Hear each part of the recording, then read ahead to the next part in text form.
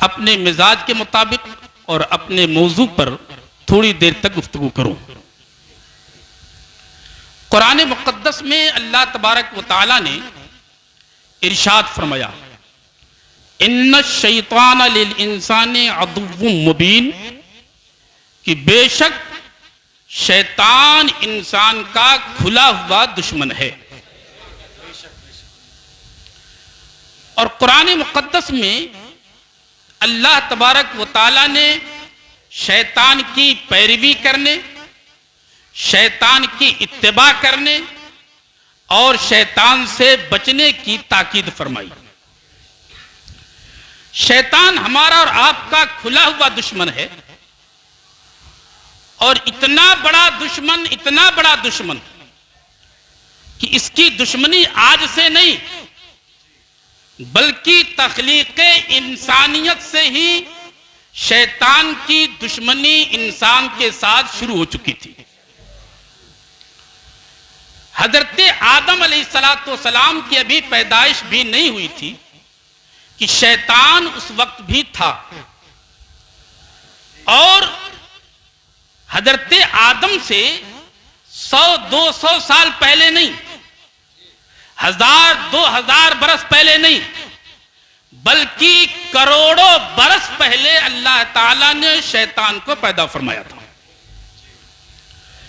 जब अल्लाह तबारक व ताला ने रूए जमीन पर अपना खलीफा बनाना चाहा तो फरिश्तों से मशवरा लिया और फरमाया कि ऐ फरिश्तों, मैं रूए जमीन में अपना खलीफा बनाना चाहता हूं, जिसका तफसीली तज़किरा कुरान मुक़द्दस में मौजूद है।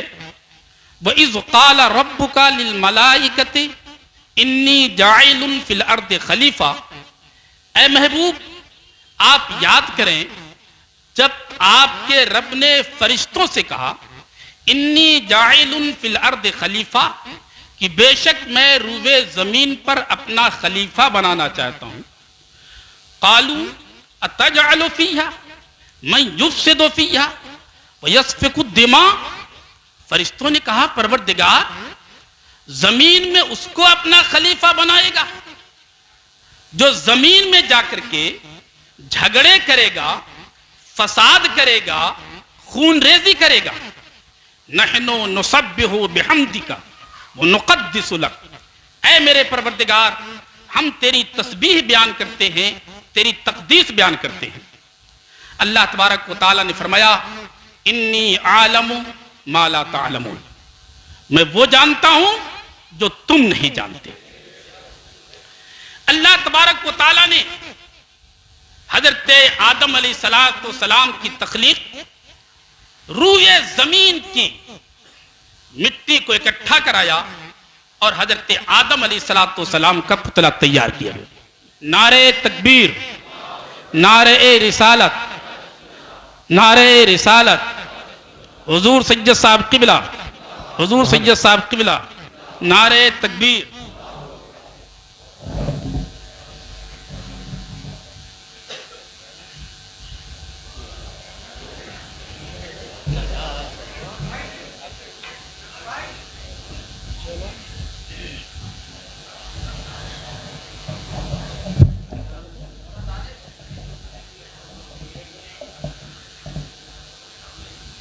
दरूद पाक पढ़ें। अल्लाहुम्मा सल्ली अला सय्यिदिना मौलाना मुहम्मदिन व अला आलि सय्यिदिना मौलाना मुहम्मदिन बारिक वसल्लिम सलातम व सलामन अलैका या रसूलल्लाह। हजरत आदम अलैहिस्सलाम की तख्लीक हुई। जब हजरत आदम अलैहिस्सलाम को पैदा किया गया तो चूंकि पेशानी आदम में अल्लाह तबारक व तआला ने अपने महबूब का नूर रखा था, इसलिए सारे फरिश्तों को हुक्म दिया कि आदम को सद्दे ताज़ीमी करो, जिसका तज़किरा कुरान मुक़द्दस में मौजूद है। व इज़ क़ुल्ना लिल मलाइकति इसजुदू ले आदम फसजदू इल्ला इब्लीस अबा वस्तकबरा व काना मिनल काफिरीन। अल्लाह ने फरमाया, ऐ महबूब याद करो, जब हमने फरिश्तों से कहा कि आदम को सजदा करो, सबने सजदा किया मगर शैतान ने इनकार किया। अबा वस्तकबरा, उसने इनकार किया और तकब्बुर किया। वो कान मिनल काफिरीन, और वो काफिरों में से था ही। जहां से शैतान से इंसानियत की दुश्मनी का आगाज होता है। जब शैतान ने, इब्लीस ने, जिसका असल नाम अज़ाज़ील था, हजरत आदम के सजदे से इनकार किया, तो अल्लाह तबारक व तआला ने उससे पूछा कि ए इब्लीस, जब मैंने तुझको हुक्म दिया सजदा करने का, तो तूने सजदा क्यों ना किया? मां मना का अल्लाह तस्जुदा इज़ अमरतुका, कि मैंने जब तुझे हुक्म दिया तो तूने सजदा क्यों ना किया? मैं जिस निहत तक आपका जहन लेके जाना चाहता हूं, मैं बड़ी आहिस्ता आहिस्ता गुफ्तगू इसीलिए कर रहा हूं ताकि आप समझें। अल्लाह तबारक व तआला ने पूछा कि मैंने जब तुझे सजदा का हुक्म दिया तो तूने सजदा क्यों ना किया? अब उसका जवाब सुने। शैतान ने क्या कहा? इब्लीस ने, अना खैरुम मिन्हु, मैं इससे बेहतर हूं। क्या कहा? मैं, ये कुरान की आयत में पढ़ के सुना रहा हूं, अना खैरुम मिन्हु। शैतान ने कहा कि मैं इससे बेहतर हूं, और इस बेहतर होने पर इसने दलील दी, लॉजिक पेश किया, और क्या कहा? खलक़तनी मिन नार व खलक़तहु मिन तीन। वजह यह है कि ऐ परवरदिगार, तूने आदम को मिट्टी से पैदा किया है और मुझे आग से पैदा किया है।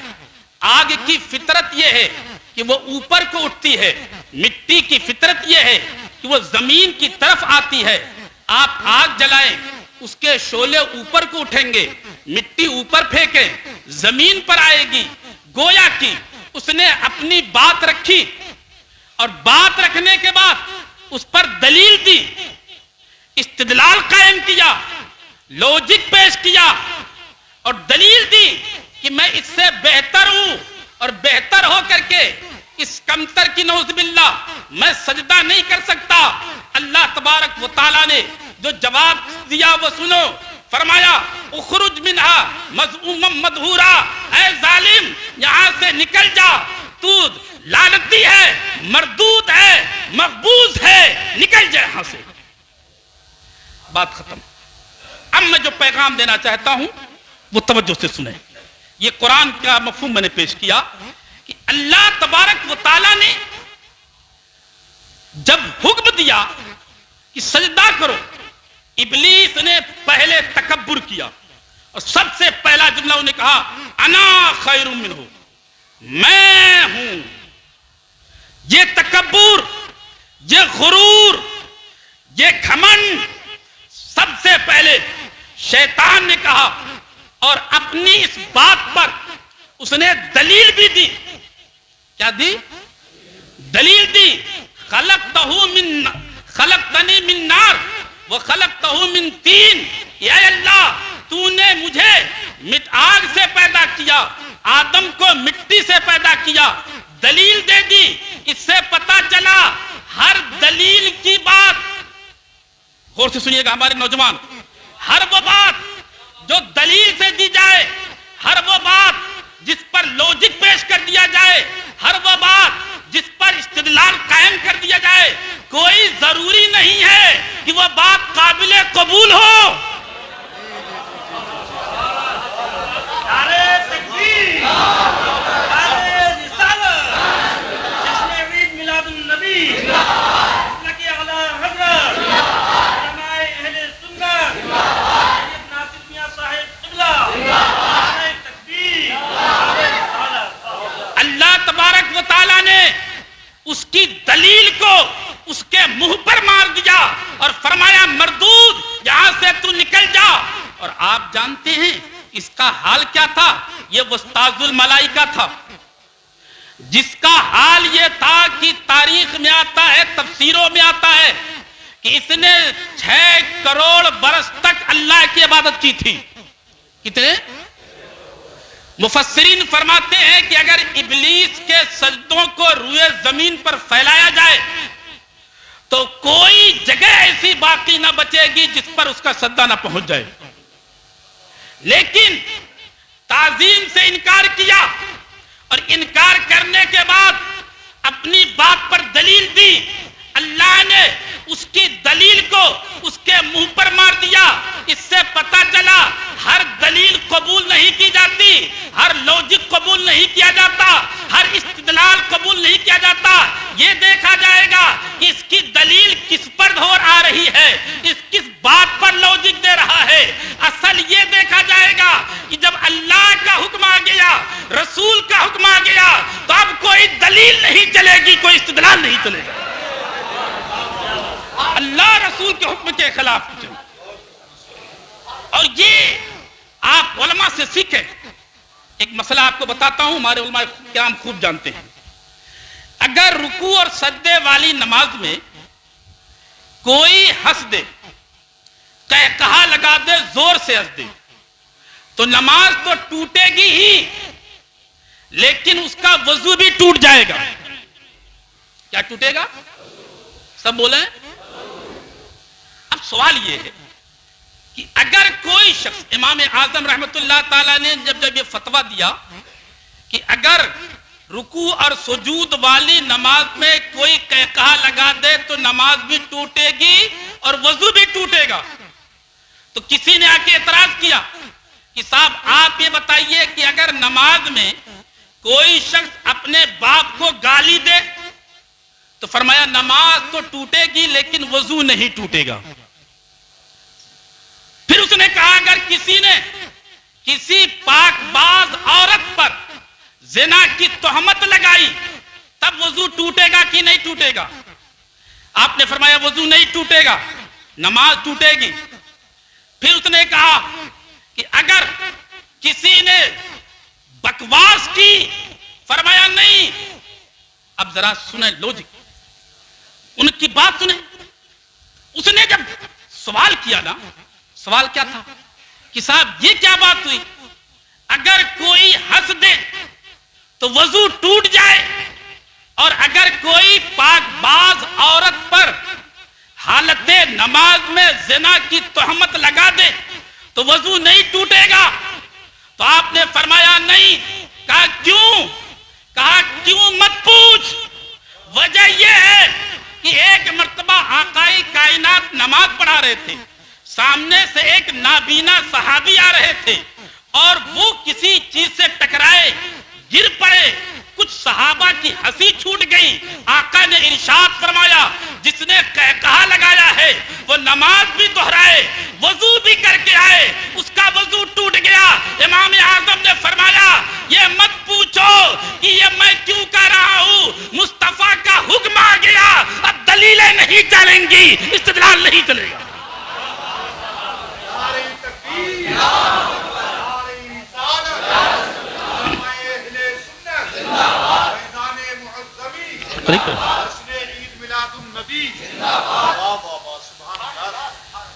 इससे पता चला, अब मैं खास करके नौजवानों से गुफ्तगू करूंगा, इससे पता चला कि हर वो बात जिसे आप समझते हैं कि इसकी बात बहुत दलील के साथ है, बहुत लॉजिकल बात करता है, आप उसको कबूल न करें। आज हमारे हाथों में, खास करके हमारे नौजवानों के हाथों में मोबाइल है, बोलो है कि नहीं? अब आप तो इतना हो गया है कि रात दिन कई कई घंटे मोबाइलों में गुजार रहा हमारा नौजवान। सुबह से लेके आंख खुलती है तो मोबाइल, और जब तक नींद ना आ जाए जब तक मोबाइल। न जाने कैसे कैसे मनाजिर देख रहा है नौजवान, न जाने कैसे कैसे खुराफात देख रहा है नौजवान, न जाने कैसे कैसी बेहयाइयां देख रहा है। इस्लाम के शहजादों, याद रखो इन आंखों का हिसाब देना होगा कयामत के दिन कि तुमने इन आंखों से कितने मुगल्लज़ात देखे हैं, कितने खुराफात देखे हैं, कितनी बुरी चीजें देखी हैं। कयामत के दिन ये आंखें तुम्हारे खिलाफ गवाहियां देंगी। तुम्हारे क्या मोबाइल है, मोबाइल के अंदर आपको तरह तरह के लोग नजर आएंगे, लंबी लंबी दाढ़ी वाले, लंबे लंबे अमामे वाले। कोई इस्लामिक स्कॉलर होगा, कोई डॉक्टर होगा, कोई इंजीनियर होगा और शरीयत के मसाइल की वो इंजीनियरिंग करेगा और कहेगा मुझसे सुनो, मैं बताऊंगा। याद रखो, किसी की दलील से मुतासिर होने की जरूरत नहीं है। देखना यह है कि इसकी दलील कहीं खुदा के फरमान के खिलाफ तो नहीं है, मुस्तफा के हुक्म के खिलाफ तो नहीं है।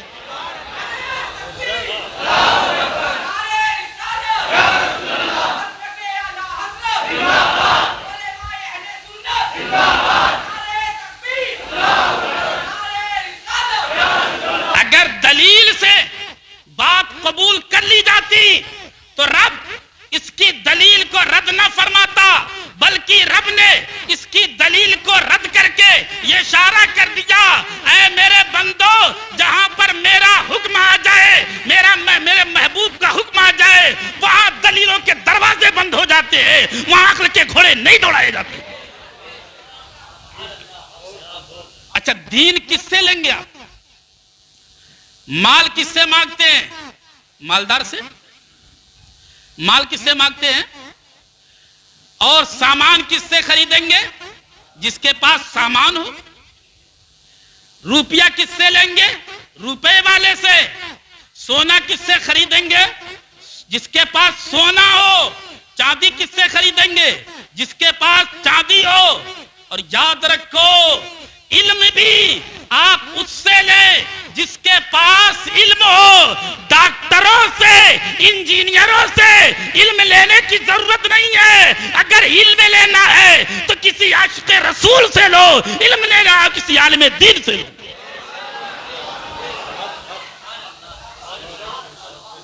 और एक चीज और सुने, कुरान ये इल्म का समुंदर है।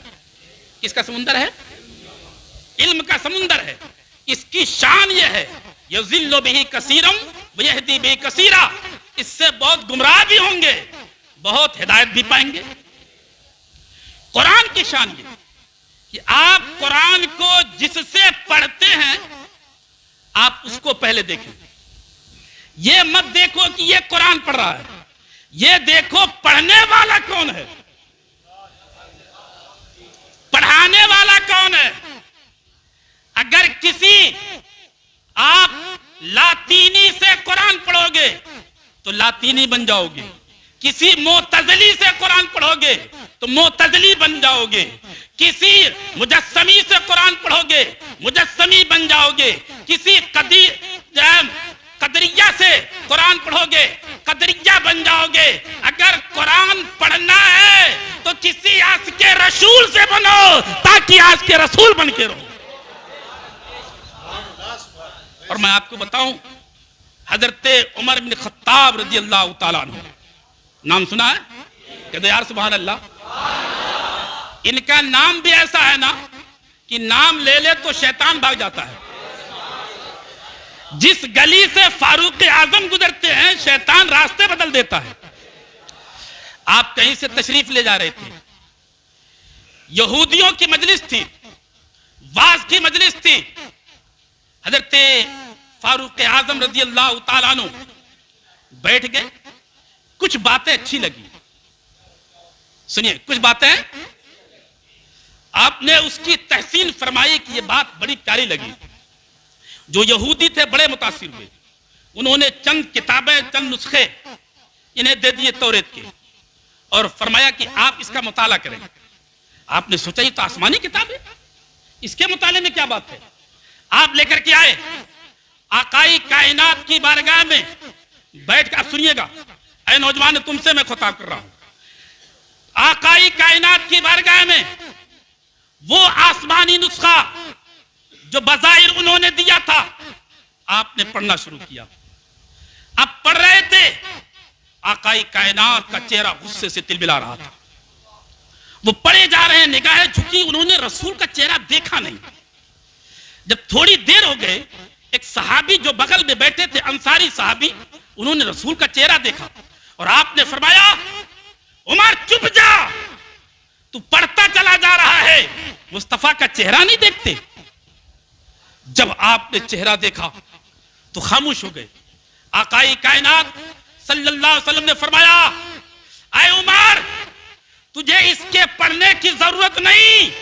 रब्बे काबा की कसम, अगर मूसा भी आज होते तो मोहम्मद के ताबेदार होते, मोहम्मद की इत्तिबा करते। तुम इन चक्कर में कहां पढ़ रहे हो? तुम्हें पढ़ने की जरूरत नहीं है। इसलिए कि अगर पढ़ना भी है तो ये देखो पढ़ाने वाला कैसा है, किससे दीन ले रहे हो। हजरत अल्लामा इब्ने सीरीन रहमतुल्लाह ताला अलैह बहुत पाए के आलिम, बहुत पाए के। आप पढ़ा रहे थे, पढ़ाते पढ़ाते एक खारजी आया।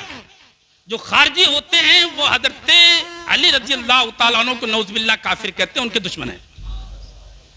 खारजी आया, उसने कहा कि इब्ने सीरीन, मैं आपको हदीस सुनाना चाहता हूं। आपने फरमाया, नहीं सुनूंगा तुझसे, निकाल यहां से। अब उसने दूसरी चाल चली, कहने लगा मैं कुरान पढ़ के सुनाना चाहता हूं। क्या कहा? आपने फरमाया नहीं सुनूंगा तुझसे। जब वो चला गया तो शागिर्दों की ये बात तशवीश हुई। उन्होंने कहा, हुजूर वो हदीस कह रहा था कि हदीसें सुनाऊंगा, आपने मना कर दिया। ये तो बात समझ में आती है, क्योंकि हदीसों के अंदर बाद मौजू भी हदीसें होती हैं, बाद ज़ईफ हदीसें भी होती हैं, बाद नाकाबिले अमल हदीसें होती हैं। ये तो समझ में आया, लेकिन कुरान पढ़ने के लिए कह रहा था। आपने कुरान क्यों नहीं सुना? आप तो कुरान तो सुन ही लेते। तो अब जुमला सुनो हजरत अल्लामा इब्ने सीरीन रहमतुल्लाह ताला अलैह का।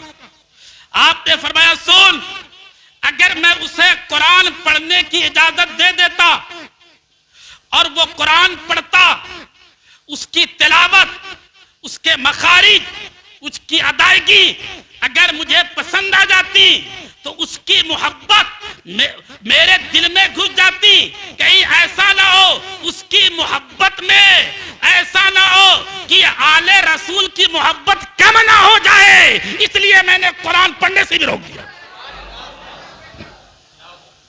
आप किससे कुरान पढ़ रहे हैं? किससे दीन ले रहे हैं?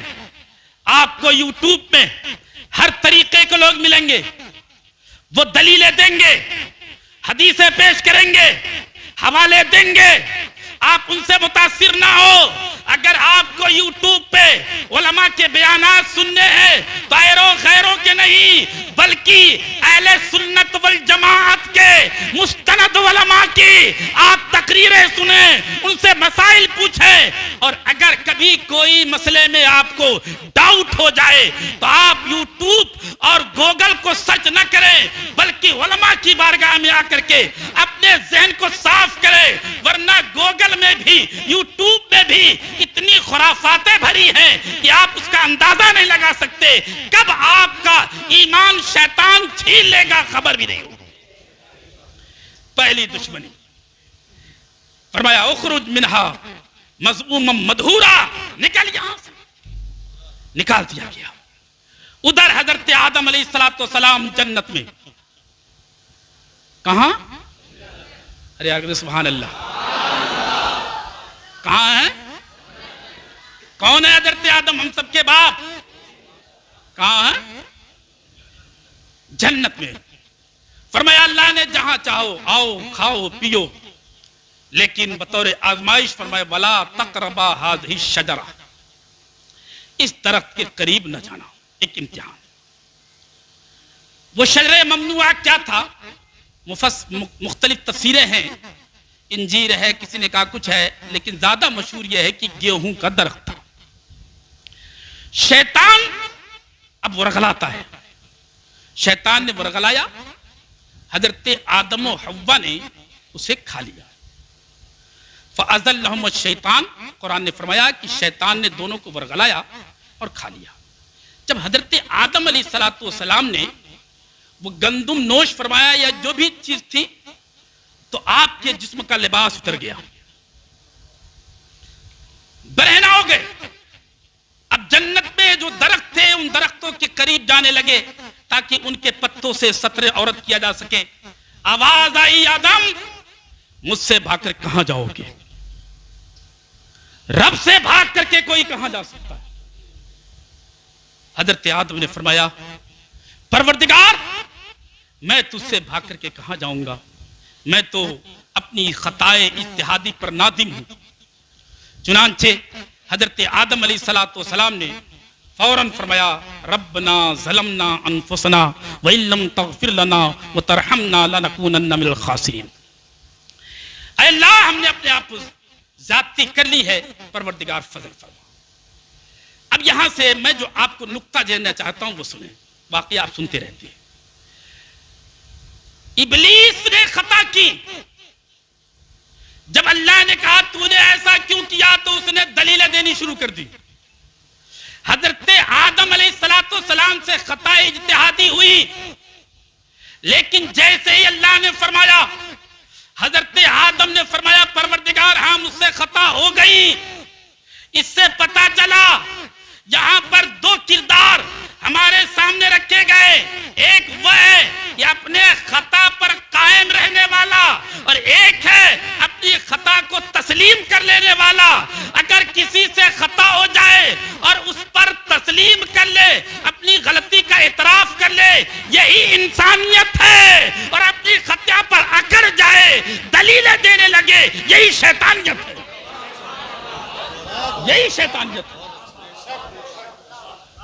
और आज भी आप देख लें, खताएं सबसे होती हैं। ये तो सिर्फ फरिश्ते हैं, अल्लाह के अंबिया हैं जो मासूम हैं, लेकिन इंसान से तो खता, ऐसा बोलो, अल इंसानो मुरक्कबुम मिनल खताए वन निस्यान। इंसान तो भूल चूक से बना है, खताएं होती हैं। अगर कोई किसी से खता हो जाए ना, और फिर उसे फौरी तौर पर एहसास हो जाए कि मुझसे खता हो गई, तो यही क्या है? आदमियत है, यह इंसानियत है। लेकिन आज ये हमारे यहां बहुत कम है।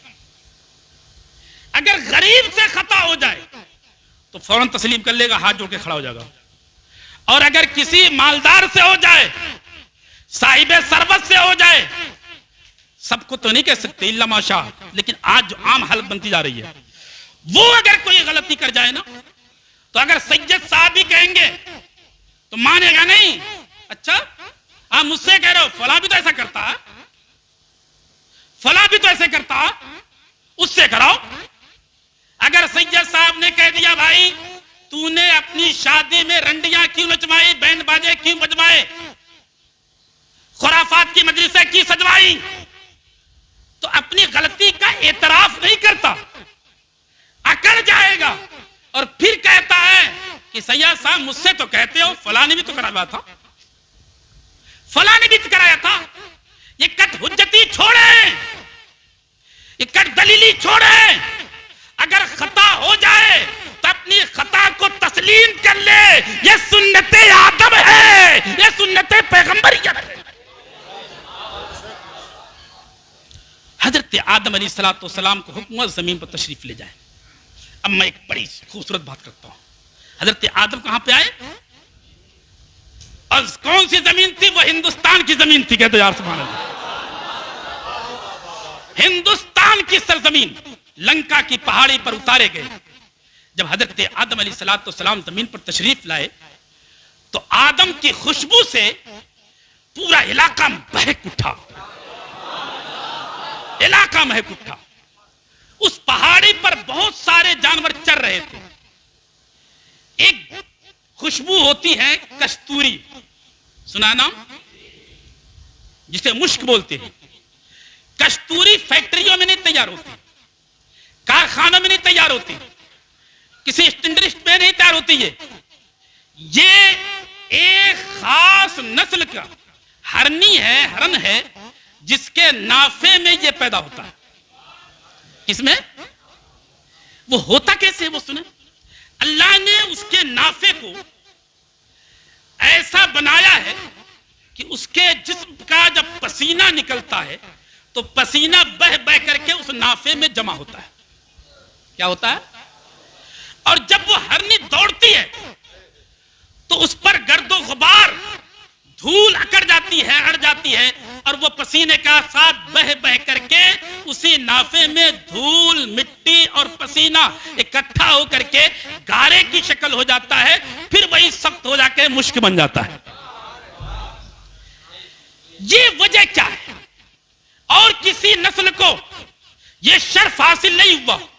उलमा लिखते हैं कि वजह यह हुई कि जब हजरत आदम अलैहिस्सलाम तशरीफ लाए तो आपकी खुशबू से इलाका महक उठा और सारे जानवर मुतवज्जे हुए, समझ गए कि नबी तशरीफ ले आए, पैगंबर तशरीफ ले आए। वो हरनी नबी की जियारत के लिए चल पड़ी। जब वो हरनी जो उनकी सरदार थी जब चली तो दूसरे जानवरों से कहा, आओ चलो नबी की जियारत के लिए चलते हैं। उन्होंने कहा नहीं, अभी हम चल लेते हैं, सिकम सैर हो जाए, तुम जाओ। वो गई, जाकर के उसने सलामी पेश की। जब सलामी पेश की तो नबी तो किसी को महरूम करता ही नहीं, वो तो अता करता ही है। हजरत आदम ने उसकी पुश्त पे हाथ फेरा। जब हाथ फेरा तो आपके दस्तहाए नाज की बरकत से अल्लाह तबारक व तआला ने उसके अंदर नाफा पैदा किया, और चूंकि नबी खुद खुशबूदार होता है इसलिए उसके नाफे में भी खुशबू पैदा हो गई। जब खुशबू पैदा हुई तो ये खुशबू लेकर के जब हरनी पलटी तो अब उसकी खुशबू से पूरा जंगल महक रहा था, पूरा जंगल दमक रहा था। दूसरे इसके साथियों ने पूछा, ये खुशबू कहां से लेके आई है? अभी तक तो तेरे अंदर खुशबू ना थी। हरनी ने कहा, एक नबी की जियारत करके आई हूं, नबी ने मुझे अता किया है। फिर सारी हरनियां दौड़ पड़ी कि हमें भी खुशबू मिले, हमें भी मिले, हमें भी मिले। जाके सलामी पेश किया। हजरत आदम ने उन पर भी हाथ फेरा, लेकिन जब वो पलट के आई तो उनके अंदर खुशबू नहीं थी।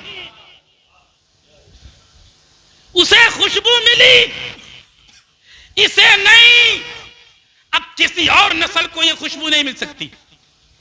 सवाल ये पैदा हुआ कि जियारत तो उन्होंने भी की, जियारत इसने भी की, लेकिन इस नस्ल को खुशबू दी गई और बाकी नस्ल को खुशबू ना दी गई। वजह क्या है? उलमा लिखते हैं फर्क ये हुआ, ये पहले जब आई थी तो बिला किसी लालच के आई थी, सिर्फ नबी की जियारत की नीयत से आई थी। दूसरे जानवर आए, वो भी आए जियारत के लिए, लेकिन आज नीयत बदली हुई थी। उनका मकसद था चलो खुशबू लेकर के आएंगे। वाह, नारे तकबीर। के लिए आता है, जो सिर्फ ज़ियारत के लिए जाता है वो खुशबू लेके आता है, और जो और नियत से जाता है वो जाता जरूर है, हाजिरी जरूर होती है, लेकिन खुशबू से महरूम रहता है। अब मैं एक नुक्ता देखता हूं कितने समझेंगे, और खास करके उलमा की तवज्जो के साथ। अहले सुन्नत, आला हजरत के मानने वाले, आशिक़े रसूल जब मदीने जाते हैं तो सिर्फ रोज़े रसूल की ज़ियारत के लिए जाते हैं, और लोग भी जाते हैं। उनका फतवा है कि अगर जाना हो, सफर करना हो तो रोज़े रसूल की नियत से नहीं, मस्जिद नबवी की ज़ियारत के लिए जाओ। किसके लिए? मस्जिद नबवी की ज़ियारत के लिए जाओ। अब जाते वो भी हैं, लेकिन नियत में फर्क है। हम जाते हैं तो ज़ियारत की नियत से जाते हैं, वो जाते हैं तो मस्जिद नबवी की ज़ियारत से, फिर मस्जिद नबवी में हाजिर होने के बाद अब आते हैं रोज़े रसूल पर। तो जाते वो भी हैं, जाते हम भी हैं, लेकिन जो सिर्फ नबी की ज़ियारत की नियत से जाता है, जब यहाँ से जाता है तो अख्तर रज़ा रहता है, और जब खुशबू पा जाता है तो ताजुश शरिया बन जाता है। जब जाता है ज़ियारत की नियत से। नारे रिसालत, उलमाए अहले सुन्नत, मसलके आला हजरत, इश्क मोहब्बत, इश्क मोहब्बत, बस्ती बस्ती, करिया करिया, कौन बना मेहमाने काबा? नारे तकबीर। जाता है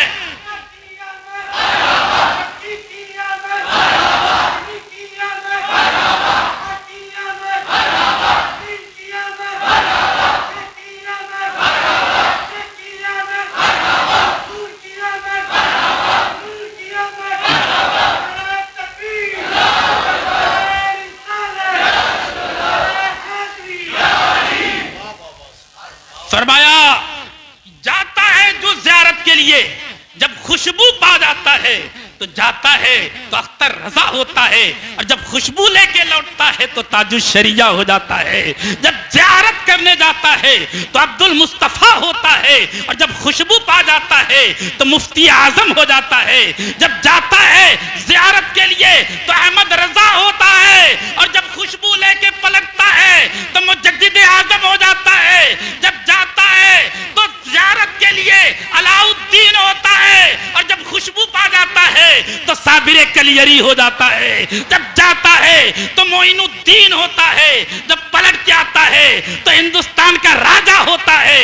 जब ज़ियारत के लिए जाता है तो अब्दुल कादिर होता है, और जब खुशबू लेके पलटता है तो गौसे आजम बन जाता है। शैतान तुम्हारा खुला हुआ दुश्मन है, शैतान तुम्हारा खुला हुआ दुश्मन है। और उसने कहा था, क्या है मेरे परवरदिगार, तू मुझे निकाल तो रहा है, लेकिन मैं इनके दाएं से, बाएं से, आगे से, पीछे से हर जगह मोड़ूंगा और सिराते मुस्तकीम पर नहीं जाने दूंगा। अल्लाह तबारक व तआला ने फरमाया था, मरदूद तू चला जा, जो मेरे नेक बंदे हैं तेरे बहकावे में नहीं आएंगे। उसने कहा कि मैं सारे अमाल को मुज़य्यन कर करके पेश करूंगा। आज आप देख ले, शैतान हर वो काम जो हमारी सेहत के लिए, हमारी इबादत के लिए, हमारे तकवे के लिए, हमारी तहारत के लिए, हमारे ईमान के लिए नुकसानदेह हो, उसमें लज्जत बहुत है। क्या है? ये शैतान ने बना रखा है। बीड़ी पीने वाले तो बहुत होंगे इसमें, पिए है कि नहीं है? अच्छा, सब जानते हैं बीड़ी पीना नुकसान देता, लेकिन बीड़ी छूटती है? नहीं छूटती। बड़ा खूबसूरत करके पेश करता है। इंसान का दुश्मन है ना, तो इंसान में तो गैर भी आते हैं। सिगरेट, अरे बोलो यार, मजा आता है पीने में, लेकिन छपा क्या है? हानिकारक है, सेहत के लिए हानिकारक है। शराब फेफड़े खराब कर रही है, सब जानते हैं। गुर्दे खराब कर रही है, सब जानते हैं, लेकिन छूट रही है। अरे यार बड़े आहिस्ता बोल रहे हो, नहीं छूट रही है। ताश के पत्ते हैं कि नहीं ऐसे लोग? ताश, अच्छा बाद लोग तो उसका हीला तलाश करते हैं कि नहीं हम जुआ नहीं खेलते हैं, ऐसे ही टाइम पास कर रहे हैं। याद रखो, ताश खेलना ऐसे भी हराम है। और इतना ही नहीं, बाद हमारे बुजुर्ग 60 साल 70 साल की उम्र चबूतरों पे बैठे हैं, पैरियों पे बैठे हैं, कुछ लकीरें खींचेंगे, बग्गी बा वो पत्थर उठा उठा के 4 खेलेंगे, 6 देखने वाले होंगे। नमाज हो रही है, कोई परवाह नहीं। अजान हो गई, कोई परवाह नहीं। जमात निकल रही, कोई परवाह नहीं। अच्छा, स्पेशलिस्ट इतने होते हैं ना, 4 खेल रहे हो और एक गलत उठा करके रख दे तो दूसरा टोक देगा, अरे तूने गलत कर दिया। ऐसा लगता है कितना माहिर, कितना तजर्बाकार है। ये ताश के पत्ते खेलना किसने सिखाए? ये बग्गी बाग किसने सिखाया? कोई नहीं। और यही हमारे बुजुर्ग जिनकी उम्र 60 साल है, बग्गी बाग खेल रहे हैं, उनसे अगर सैयद साहब कह दें, अल्लामा लियाकत साहब कह दें, अल्लामा कारी शब्बीर साहब कह दें कि साहब नमाज के अंदर कितने वाजिबात हैं, नहीं बता पाएंगे। कितने फराइज हैं, नहीं बता पाएंगे। कितने सुनन हैं, नहीं बता पाएंगे। वजू के अंदर कितने फराइज हैं, नहीं बता पाएंगे। तयम्मुम के अंदर कितने फराइज हैं, नहीं बता पाएंगे। यहां तक कि अगर पूछ लिया जाए कि जनाजे में कितने फराइज हैं, नहीं बता सकते। ये कौन सिखाता है? ये हुनर कहां से आ गया? हमारे घरों में माए बहनें हैं, उनसे गाने सीख लो, फिल्मों के नाम पूछ लो, हिस्टोरियां पूछ लो, सब बता देंगी। लेकिन नमाज के फराइज पूछ लो, वाजिबात पूछ लो, सूरह फातिहा की तिलावत सुन लो, नहीं सुना सकती। ये शैतान ने हमें इतना वरगला दिया, इतना वरगला दिया कि हमें एहसास तक नहीं होता। ऐसा जकड़ दिया उसने कि हमें एहसास भी नहीं। कोई अगर बीड़ी पीने वाला हो ना, 1000 कोशिश कर लो, नहीं छोड़ पाता बेचारा। सिगरेट पीने वाले, शराब पीने वाले 15 दिन 1 महीना पी लिया ना, अरे यार अब तो आदत लग गई, अब ना छूटती। बोलो होता है कि नहीं? 10 दिन अगर पी लिया ना तो कहते ना मुझसे नहीं छूटती यार, आदत हो गई। अच्छा ये आदत हो गई। रमजान में कितने रोजे रखते हैं, तहज्जुद पढ़ते हैं, पूरे रमजान भर गरीबों की मदद की, यतीमों के सहारे बने, नमाज की पाबंदी की, फजर भी, ज़ोहर भी, असर भी, मगरिब भी, तरावी भी, तहज्जुद भी, नवाफिल भी पढ़ते रहे। 1 महीना प्रैक्टिस हुई, 1 महीना ट्रेंड किया गया, 1 महीना आदत डलवाई गई, 1 महीने आदी बनाया गया, लेकिन 1 महीने में आदी न बन पाया। ईदगाह पे नमाज पढ़ता है, वहीं टोपी रख के आ गो, अब नहीं लगाऊंगा, हो गया। अब आदत नहीं पड़ी है कि नहीं छूटती, क्या करूं? अब नहीं टोपी छूटती, 1 महीना हो गया। अब सज्दे नहीं छूटते, अब रुकू नहीं छूटते, अब कयाम नहीं छूटते, अब रुकू नहीं छूटता। खुदा की कसम, होना तो ये चाहिए था कि 1 महीना इबादत में मसरूफ रहने वाला बंदा इतना आदी हो जाता, इतना आदी कि बीड़ी छुड़ाओ छोड़ देता, सिगरेट छुड़ाओ छोड़ देता, शराब छुड़ाओ छोड़ देता, गालियां छुड़ाओ छोड़ देता, लेकिन नमाज ना छोड़ पाता, तहज्जुद ना छोड़ पाता, इबादतें ना छोड़ पाता, तकवे ना छोड़ पाता, तहज्जुद ना छोड़ पाता। खुदा की कसम ऐसा हो जाता, जमाना कहता ये मुस्तफा का गुलाम जा रहा है, शायद ये मुस्तफा जा रहा है।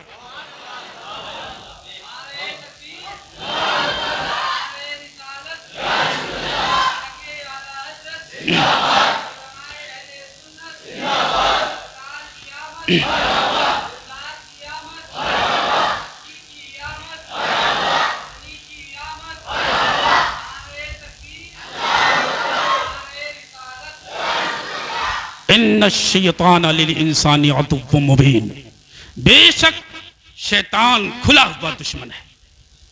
अब सही हदीस सुने, हदीस बुखारी में भी है और हदीसों में भी है। अल्लाह के रसूल सल्लल्लाहु अलैहि वसल्लम फरमाते हैं कि जब कोई इंसान पैदा होता है तो उसके साथ एक फरिश्ता और एक शैतान पैदा किया जाता है, हर एक के साथ। उसको बाद लोग हमजाद भी कहते हैं। क्या कहते हैं? हमजाद। एक फरिश्ता और एक शैतान हर इंसान के साथ होता है। फरिश्ते का काम क्या है? नेकियों की तरगीब देना, गुनाहों से रोकना।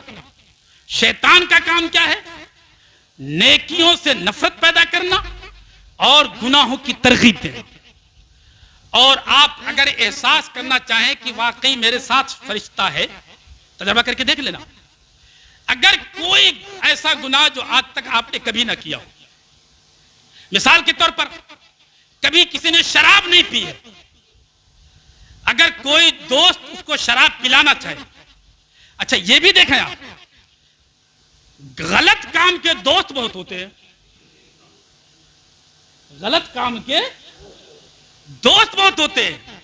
अगर शादी का मौका हो ना, तो मिलाद अगर करा रहा हो शादी वाला, तो कोई साथी का साथ नहीं देगा। और अगर पता चल जाए कि टीना परवीन आ रही है, तस्लीम आरिफ आ रहा है, फिर तो देखो सारे रिश्तेदार निकल के आएंगे। बहनोई कहेगा घबरा नहीं, तू बुला ले टीना को, जितना खर्चा होगा 50 लग जाए, 60,000 लग जाए, मैं दे दूंगा, मैं दूंगा। ये कौन कहला रहा है? ये किसने तरकीब दी? किसी ने कभी शराब न पी हो ना, तो वो शराबी चाहता है कि दूसरे को भी शराब बना दे। अच्छा, जो भी शैतान जो वसवसे डाल देना वही शैतान है। शैतान खाली वही नहीं, जिन्नों वाला, इंसानों में भी शैतान होते हैं। इंसानों भी, डर क्यों रहे हो भाई? इंसानों भी होते हैं। कुरान ने फरमाया अल्लज़ी युवस्विसु फी सुदूरिन नास मिनल जिन्नति वन नास। जिन्नातों में भी है और इंसानों में भी है। जो दीन के काम से रोकता हो, खैर के काम से रोकता हो, नमाजों से रोकता हो, भलाइयों से रोकता हो, वो तुम्हारे दिलों में वसवसे डालता हो, चाहे तुम्हारे अकायद के खिलाफ तुम्हारे दिलों में वसवसे डालता हो, समझ जाओ ये इंसानों में रह करके भी शैतान है। और आपको तो यूट्यूब पर बहुत मिल जाएंगे, डिग्री वाले मिलेंगे, बड़े प्लम्बर मिलेंगे, बड़े इंजीनियर मिलेंगे, जो वसवसे डालेंगे तुम्हारे अकायद में, तुम्हारे अकीदों में, तुम्हारे मसाइल में, तुम्हारी अकीदत में, तुम्हारी मोहब्बत में। आप उनकी चक्कर में मत पड़े। तो मैं अर्ज कर रहा था कि अगर किसी ने कभी शराब न पी हो ना, और कभी कोई दोस्त के बहकावे में चला जाए, जब हाथ में शराब का जाम लेगा ना, तो हाथ कांपेंगे, दिल लर्जेगा, पांव में लर्जा तारी होगी। ये खौफ किसने दिलाया? ये डर किसने डाला तुम्हारे दिल में? ये तुम्हारे साथ रहने वाला फरिश्ता है जो तुम्हें जो है रोकता है। लेकिन जब बंदा गालिब आ जाए और खुद पी ले, तो अब सुनो, अल्लाह के रसूल फरमाते हैं कि जब कोई गुनाह कबीरा का इर्तिकाब करता है, तो उसके सीने पर, उसके दिल पर एक स्याह नुक्ता पैदा किया जाता है। अगर उसने वो तौबा कर ली तो नुक्ता हटा दिया जाएगा, वरना अगर दोबारा किया, तिबारा कर लिया गुनाह, तो करते करते पूरे दिल को छा जाएगा, फिर उसके नजदीक वो गुनाह गुनाह नहीं रहेगा। अल्लाह के रसूल ने जब फरमाया कि हर एक के साथ एक शैतान पैदा किया जाता है, तो सहाबा ने पूछा, उम्मुल मोमिनीन हज़रत आयशा सिद्दीक़ा रज़ियल्लाहु तआला अन्हा से, ये हदीस मरवी है, पूछा या रसूल अल्लाह आपके साथ भी? फरमाया हाँ, मेरे साथ भी पैदा किया गया था, लेकिन अल्लाह ने फजल फरमाया, मेरे साथ पैदा होने वाला मेरे हाथों पर मुसलमान हो चुका है। शैतान कितना बड़ा दुश्मन है। सही हदीस में आकाई कायनात सल्लल्लाहु अलैहि वसल्लम इरशाद फरमाते हैं कि जब बंदा सोता है रात में ना, तो वो आता है और हमारे कंधे पर 3 गिरहें लगाता है, 3 गांठें लगाता है कंधे पर, और वो चाहता है कि तुम्हें सुलाए। और आप देखें कि आदमी फजर के टाइम बहुत सोता, रात भर 10, 8 बजे, 11 बजे, 2 बजे तक मोबाइल देखेगा, और जैसे ही अजान का टाइम आया सीधा हो जाओ। क्यों? शैतान वो हमारे कंधे पर गिरह लगाता है। हदीस में है, अल्लाह के रसूल फरमाते हैं कि अगर बंदा फजर से पहले उठ जाए तो एक गिरह खुल जाती है, और अगर वजू कर ले तो दूसरी गिरह खिलती है, दूसरी गांठ खुलती है, और अगर नमाज पढ़ ले तो तीसरी गिरह खुलती है। गिरह लगी हुई है, आप तजर्बा कर लेना। कभी कभी तो आदमी जागता है लेकिन उठता नहीं है। आवाज आती रहती है, सलात की आवाज आती रहती है, आवाज अजान की आवाज आती रहेगी, हिलेगा नहीं। अच्छा, बात घरों में तो बेचारे माँ बाप भी इतने डरे हुए होते हैं लड़कों से कि अगर माँ बाप ने जगा दिया बेटे नमाज पढ़ ले तो खैर नहीं है। अल्लाह के रसूल ने फरमाया, या गालिबन किसी बुजुर्ग का कौल है, कि उससे ज्यादा कम वक्त कोई इंसान नहीं हो सकता जिससे उसका बाप डरता हो।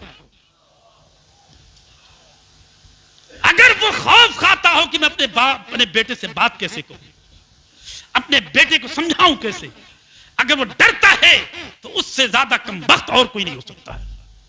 लिहाजा ऐ मुसलमानों, अपने आप को संभालो। आप देख लें, अजान होती रहती है, ये करवट पे करवट जाग रहा है, करवट पे करवट चल रहा, नहीं उठ पाया, गांठ लगी हुई है ना।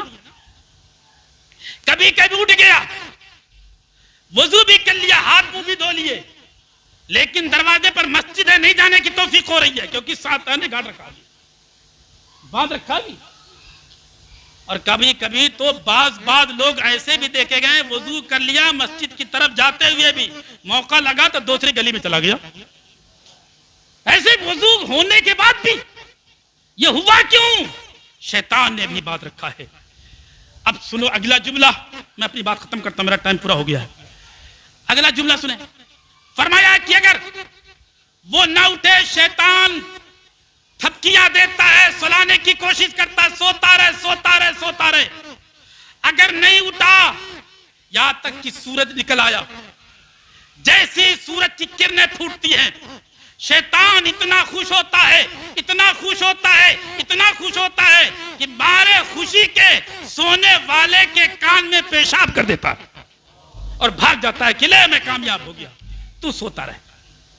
अब मुसलमानों जरा सोचो, क्या आप गवारा करेंगे कि तुम्हारे कान में शैतान पेशाब करे? अरे बोलो यार, अरे बोलो, कोई गवारा करेगा? नौजवानों तुमसे कहता हूं, गवारा करोगे?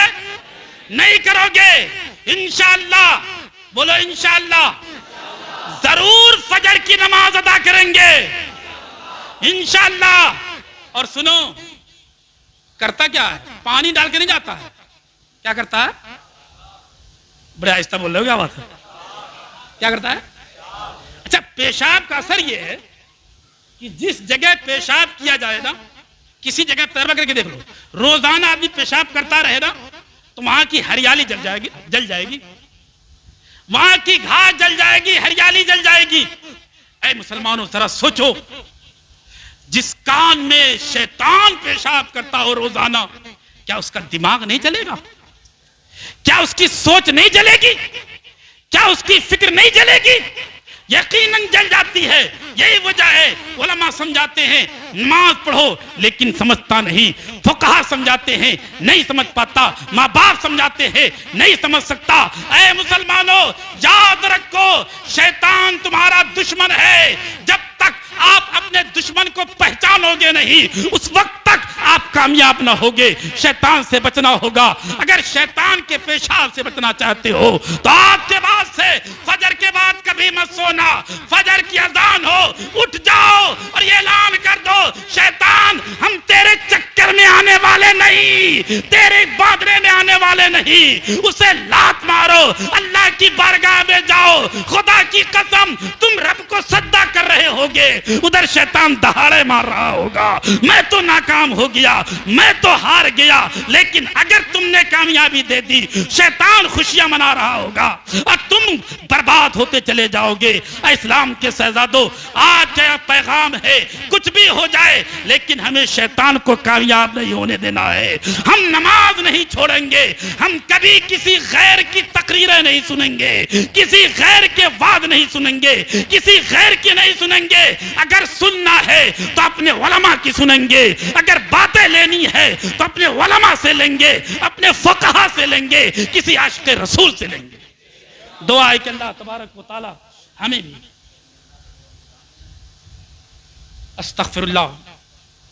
अस्तगफिरुल्लाह, मैं किसी का नाम लेकर के हमें कबीरत करने की जरूरत नहीं है।